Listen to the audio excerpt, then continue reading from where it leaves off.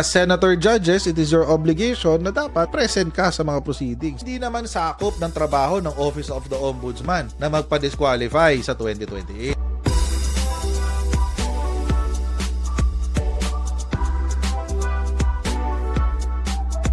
I-identify na natin lahat ng Manchurian candidates. Tigil-tigilan na natin yung kalokohan natin.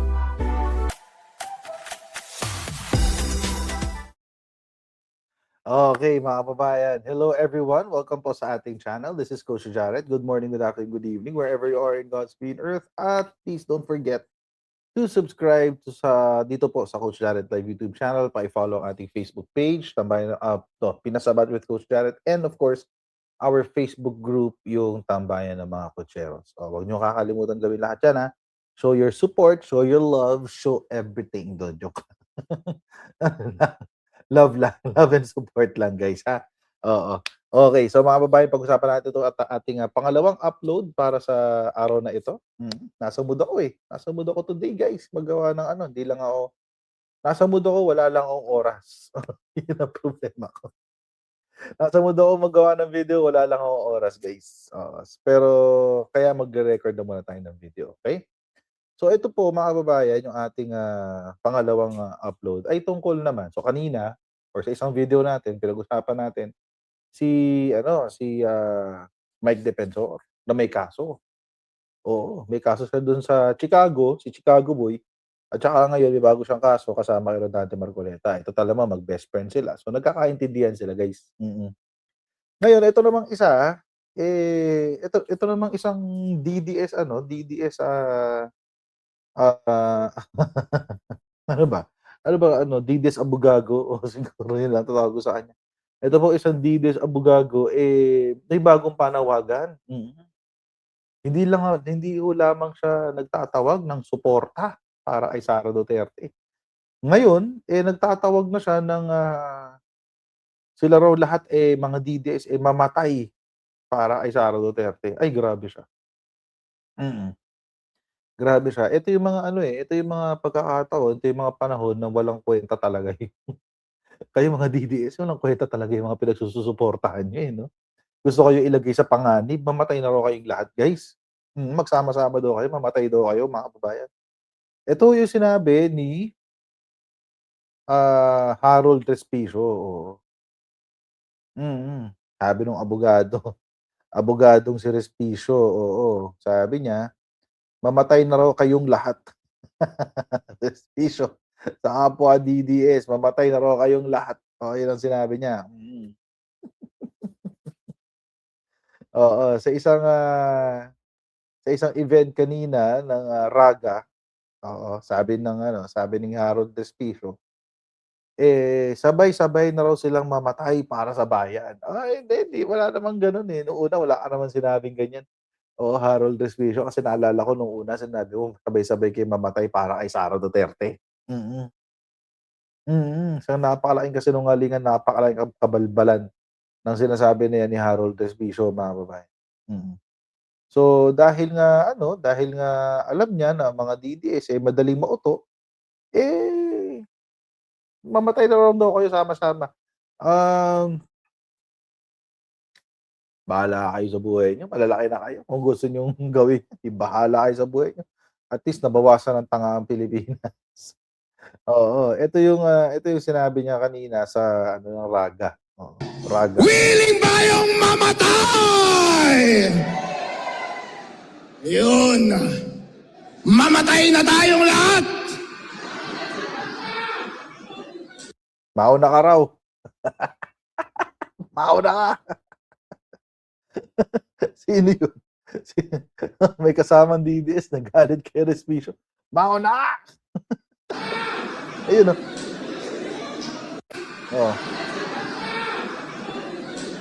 Mauna ka raw.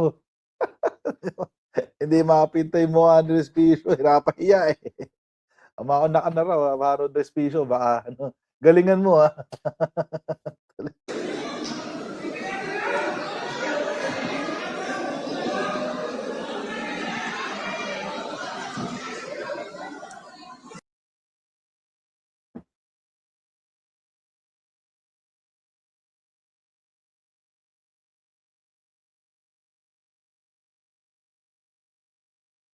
Hmm.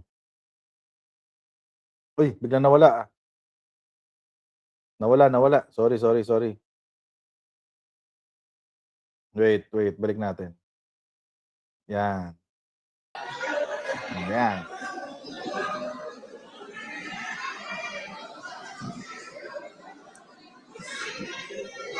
Hmm. Sinong uunahin natin? Alright. Krimen yan. Kayo ang dapat kasuhan, hindi ako. Willing ba yung Oh. mamatay? Oh, biglang palusot. Oo, krimen daw yan. Sila daw ang dapat makakasuhan, hindi raw si Respicio. Tignan niyo talaga 'to si Respicio, tapang-tapangan kasi nung una. Ngayon, atras sa bayag. Bahagang buntot. Nung una tapang-tapangan si Respicio. Oh, tapos mga kababayan, after magsabi ng, kakasuhan daw siya ng CICC, oh, biglang ganyan na yung mga comments niya.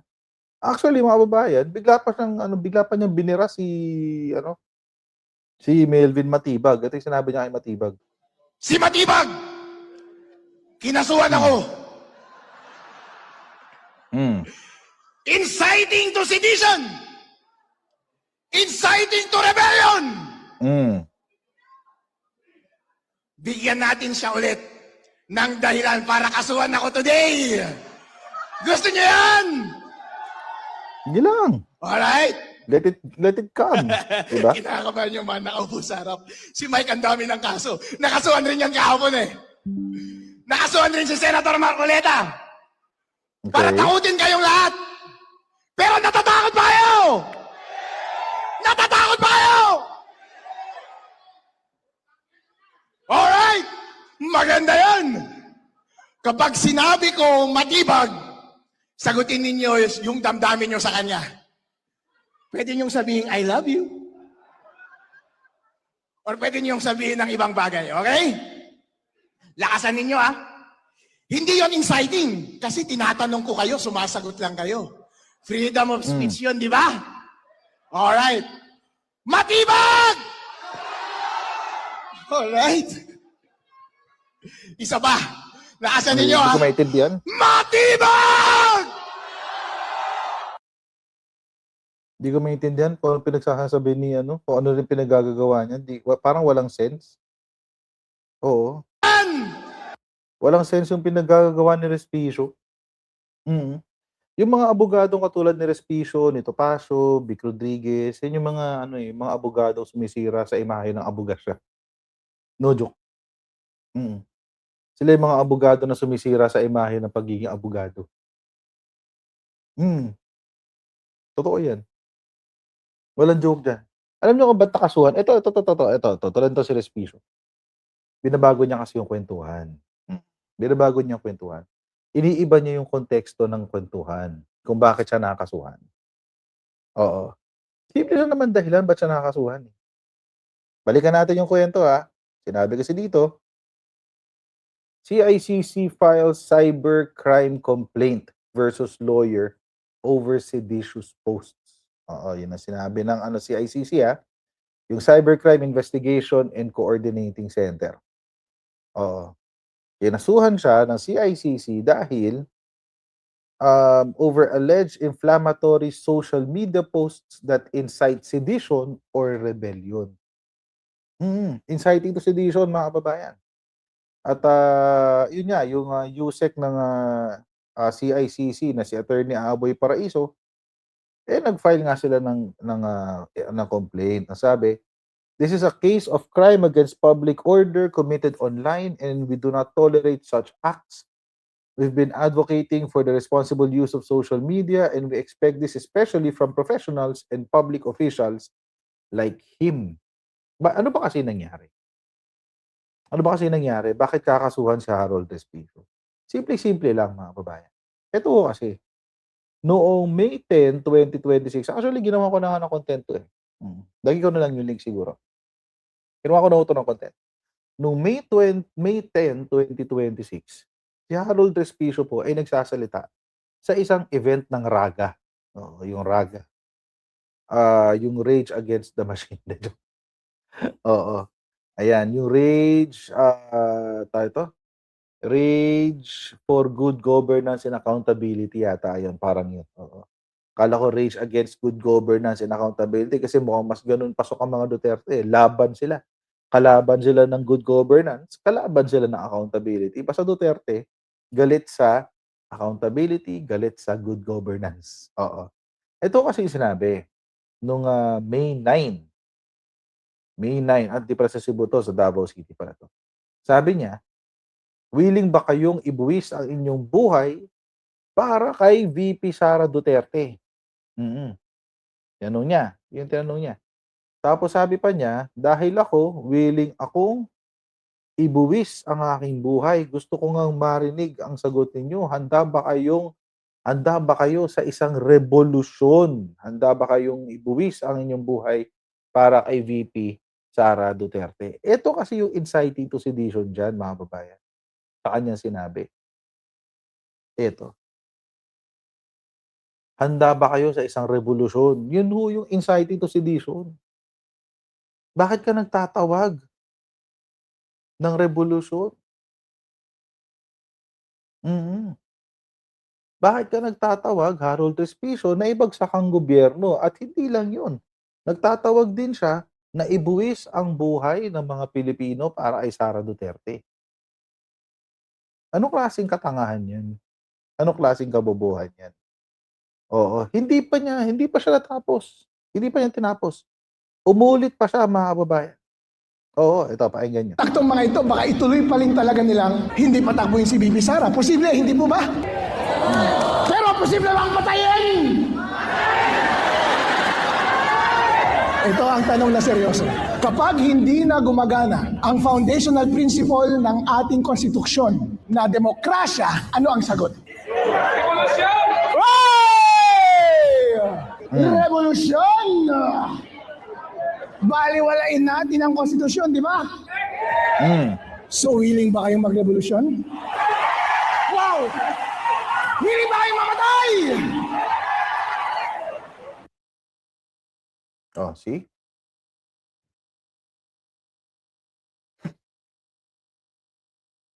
Tapos ngayon iiyak-iyak siya, sasabihin niya, "Kinasuhan ako ni Melvin Matibag, free speech, bla bla bla bla bla bla."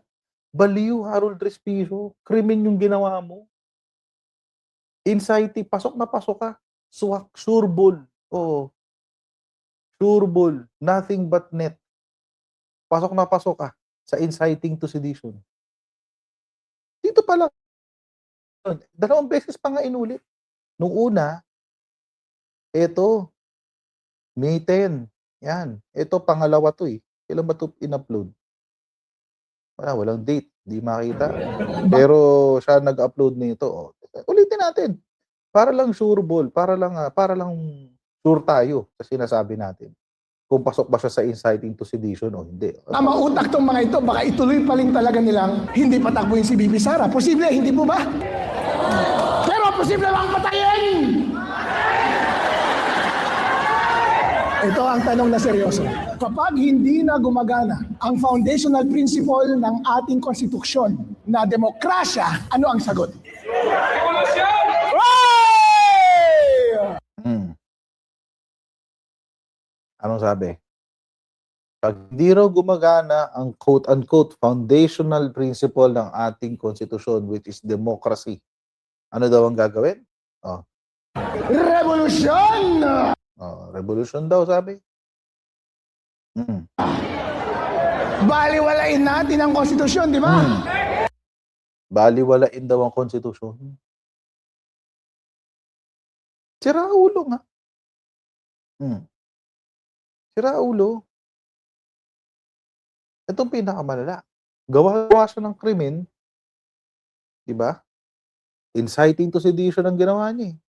Gawa-gawa siya ng krimen, tapos nung kinasuhan, nagrereklamo bakit daw siya kinasuhan, free speech daw. Baliw. Baliw talaga 'to si Harold Trespicio. Wala hong ano, walang kaparis ang pagiging baliw nito ni Harold Trespicio. Malalim. Malalim ang pinanghuhugutan ng kabaliwan niya. Una, mga kababayan, eto yung nakakabwisit diyan, eh. Una, gusto nila magrevolusyon. Mm. Gusto nila. Pero kung susumahin mo, sila ba yung mangunguna sa revolusyon na 'yan? Hmm. Sila ba yung tatayo sa harapan? Oo, sinasabi nila, handa ako mamatay, bla, bla, bla, bla, et cetera, et cetera. Pero 'pag nandiyan na 'yan, sila pa unang tatakbo. Tingin niyo sama-sama sila sa mga opisina nila, magtatawanan, pinagtitripan kayong mga DDS kasi ang tatanga niyo, naniwala kayo. Mm, 'Yun yung una. Pangalawa niyang katangahan, mga kababayan, alam naman niya 'to, eh, abogado naman siya, eh. Alam niyang krimen yung ginawa niya. Mm. Pero magpapabiktima siya, pa-victim, oo. Kunyari gobyerno ang umaapi sa kanya. Pero sa totoong buhay, biktima siya ng sarili niyang kayabangan. Oh, parang si Digong, ano sinabi ni Digong? Sabihin niyo sa ICC, bilisan yung pag-aresto sa'kin. Binilisan nga, oh, ngayon nandun sa dahig. Oh, nagpupumilit makatakas, di siya makatakas. Itong recent, nag-file uli sila ng bagong petisyon para sa interim release, deny agad. Dininay ng korte. Bakit? Flight risk, eh. Flight risk. Very, very obvious kasi. Hmm.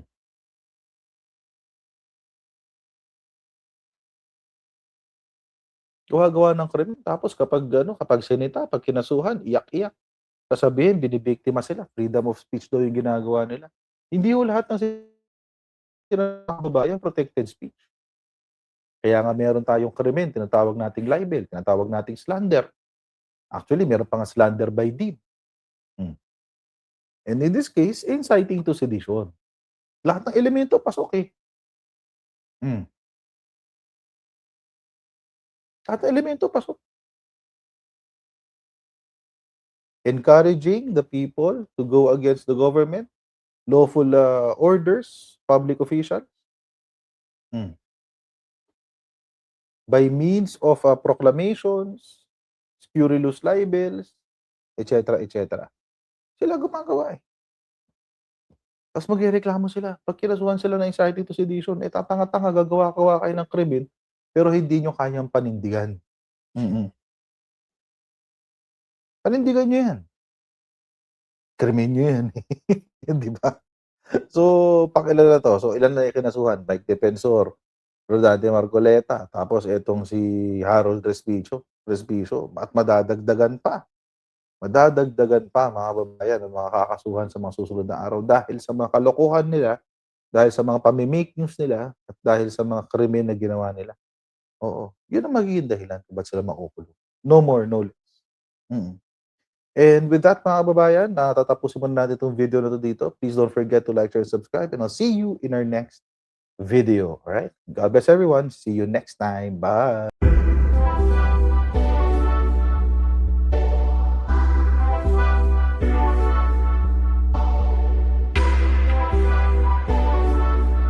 As senator judges, it is your obligation na dapat present ka sa mga proceedings. Hindi naman sakop ng trabaho ng Office of the Ombudsman na magpa-disqualify sa 2028.